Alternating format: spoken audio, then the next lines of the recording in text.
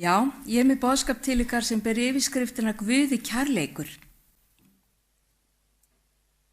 Þetta í lagi, gefðu honum bara annan koss, pabbi. Þessi orð kom frá 4 ára gamli dreng þegar hann horfði á föður sinn reyna endur lífga nýfættan bróður sinn. Barnið hafði fæðst í bílnum á leiðin á sjúkrahúsið og andaði ekki.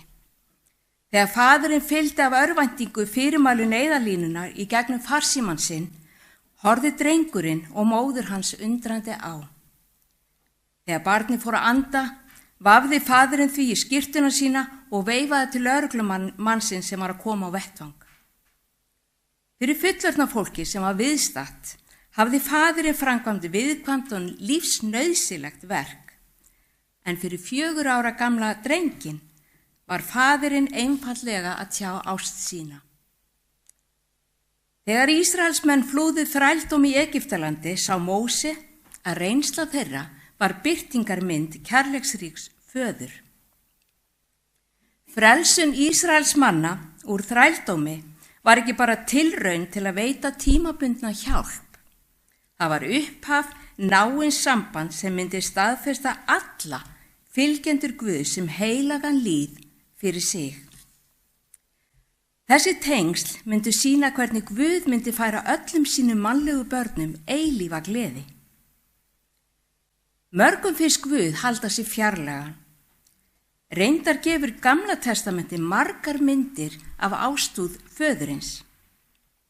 Í Hósea 11. kaflanum segir Guð: Þegar Ísrael var barn, elskaði ég hann. Ég kenndi Efraim að ganga, tók þá í fað mér.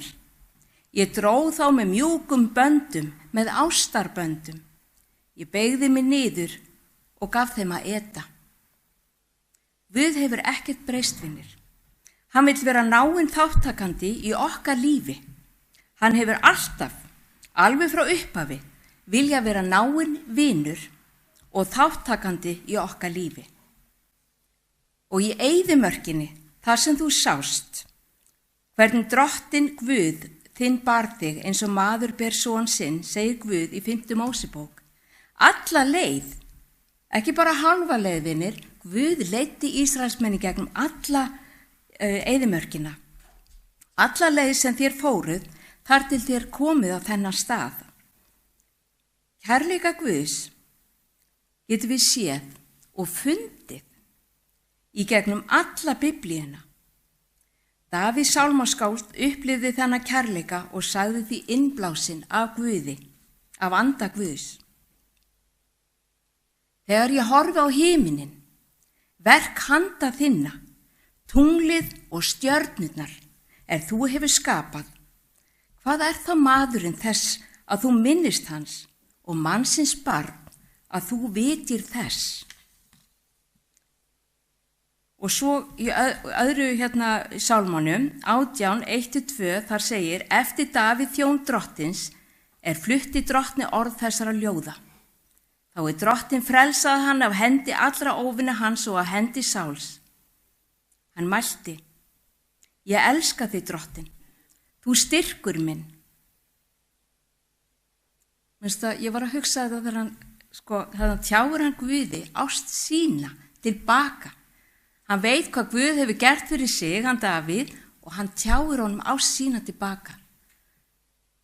Og ég vona að þú upplifir og finnir kærleika Guðs í hjarta þínu og getur tekið undir með Davíð og sagt: Ég elska þig, drottinn, og þú ert styrkur minn.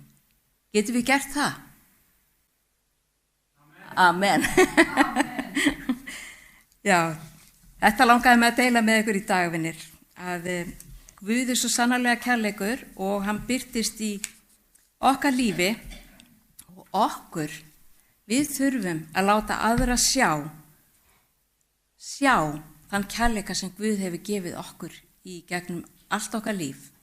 Og við þurfum að vera birtingarmyndin þess og sýna fólki: Ég elska Guð, hann minn faðir. Takk fyrir þetta.